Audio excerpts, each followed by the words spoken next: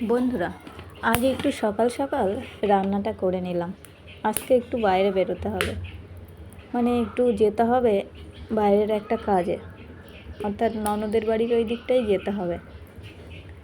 তো এখানে যখন রান্না করছিলাম বাইরেটাই বসে বসে, এখানে আমাদের পুজো খেলা করছিল আর আমি দেখছিলাম। দেখুন, পুচকি একটা পুজো,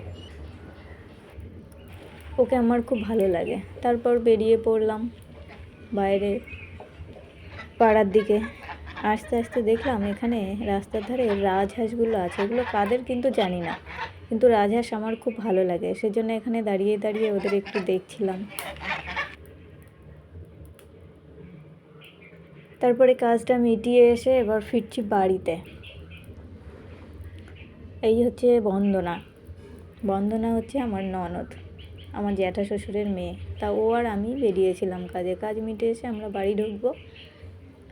তো আমরা বাড়ি যাচ্ছি পেছন দিক থেকে, অর্থাৎ আমাদের বাড়ির পেছন দিক থেকে। তো পেছনের দিকের এই রাস্তাটা কখনো আপনাদের দেখানো হয়নি। আমিও এলাম অনেক দিন পর। এই দিকটায় এলে না আমার ভীষণ মন খারাপ হয়ে যায়।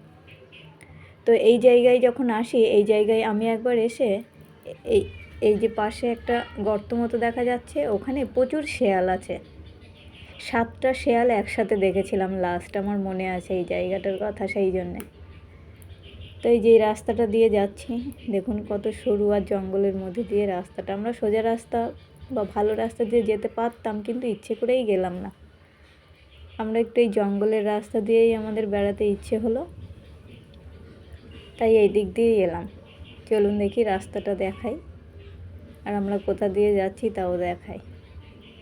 দেখুন, এই সমস্ত জায়গাগুলো আগে ফাঁকা ছিল, এখন বাড়িঘর হচ্ছে আস্তে আস্তে।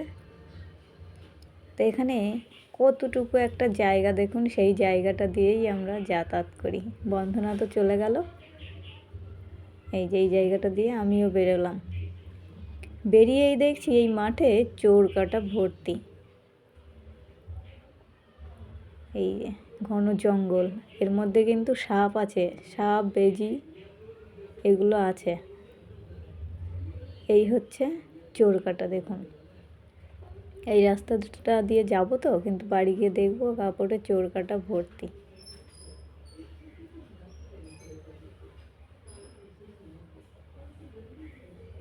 এই যে এগিয়ে গেলাম আমরা।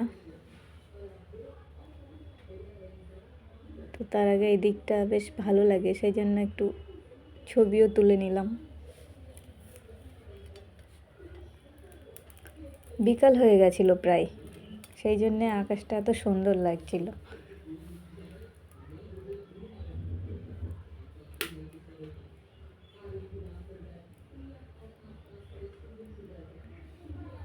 এই যে বাড়ির পেছন দিক দিয়ে যেতে হবে, কিন্তু রাস্তাগুলো কিন্তু ঢালাই রাস্তা, তো সেই জন্যে কাদা হয় না, তাই অসুবিধাও হয় না। এই যে বন্দনা দেবী আগে আগে হাঁটছেন, আর আমি পেছনে পেছনে দাঁড়িয়ে কিছুক্ষণ পর পর ওই দিকে আমার ছেলেরা খেলা করছে। এই মাঠটা আগে বড় মাঠ ছিল, একটা ফুটবল মাঠ, এখন বাড়িঘর হয়ে ছোট্ট।